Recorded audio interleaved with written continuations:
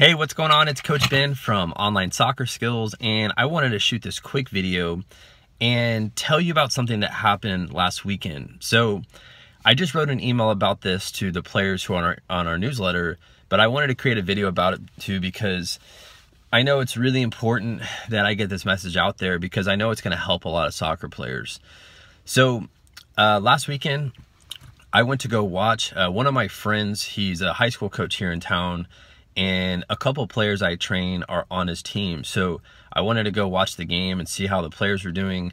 And I wanted to sit kind of behind where their bench was. That way I could see the interactions between the coach and the players. And that way I could have a better feel of what's going on kind of behind the scenes instead of just sitting where all the parents were.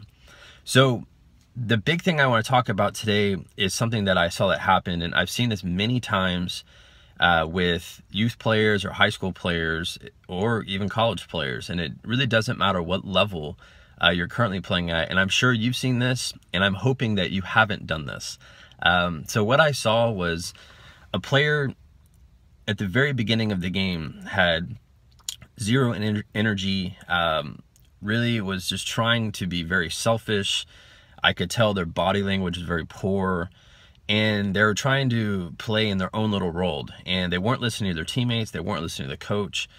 And I could tell that this player was not willing to do anything that his teammates or coach wanted.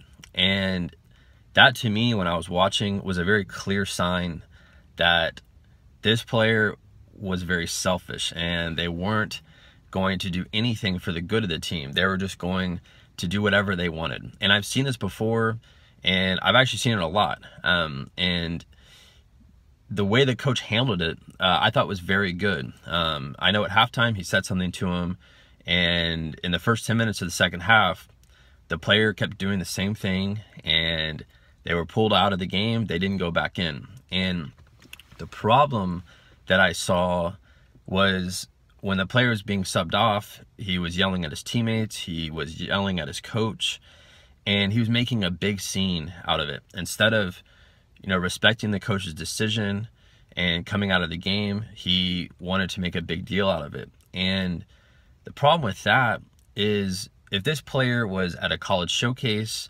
or playing in a club game that had more on the line, I guess, that would have a massive impact with college coaches who are there to watch you, and they look for those little things.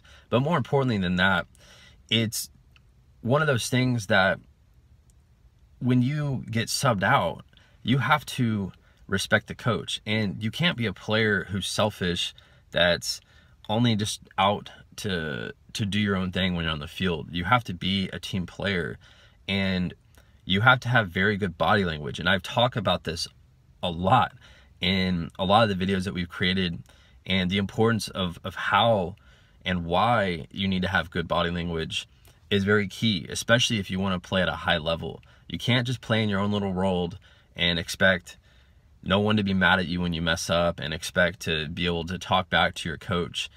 And the way the coach handled it after the game is he cut the player immediately. And I'd seen this kid play before. He's a good player, but the way he carries himself really damages the team. And one player can completely disrupt an entire team. And there's guys I played with in college who were the exact same way. They were good players. They're better than me, but their body language was horrible. Their attitude was awful. And coaches are not attracted to that. Coaches are always turned off by that. And it doesn't matter how good of a player you are. You have to be the type of player who's willing to listen, who's willing to be open to any kind of criticism or feedback from the coach or your teammates.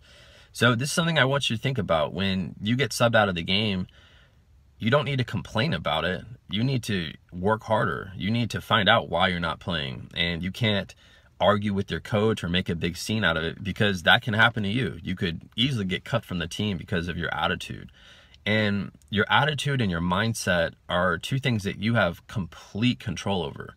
And that's one of those things that any player in the world, any youth player who's watching this video, can quickly adjust. If you're having a poor game, it's probably because your attitude and your mindset was not prepared before you even stepped on the field. Or if you're yelling at your coach, you can instantly stop doing that by controlling your attitude.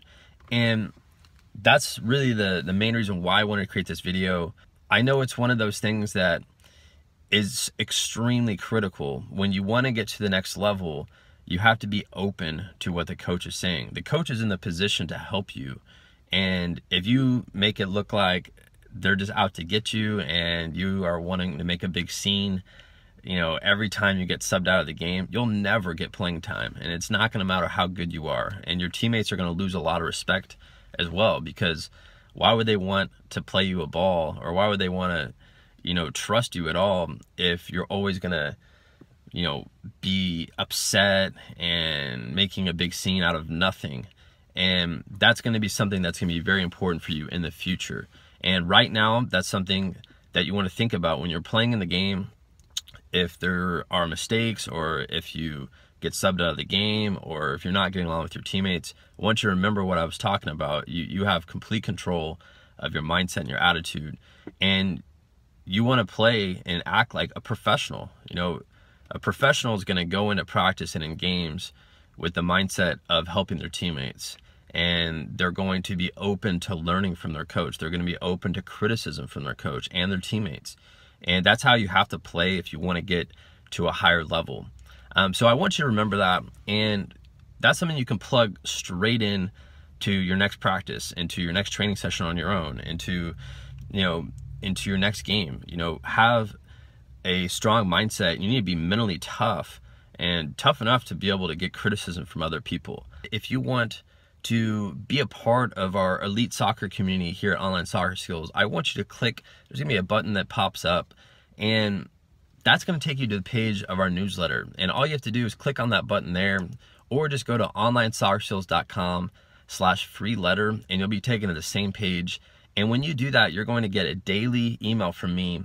And that daily email is meant to motivate you, encourage you, give you some resources about how to take your game to that next level. So I really want you to join that there. That's going to show me that you're a serious player that's looking to take your game to that next level. So click on that button, and that way you can head over to that page. All right, I'll see you next time.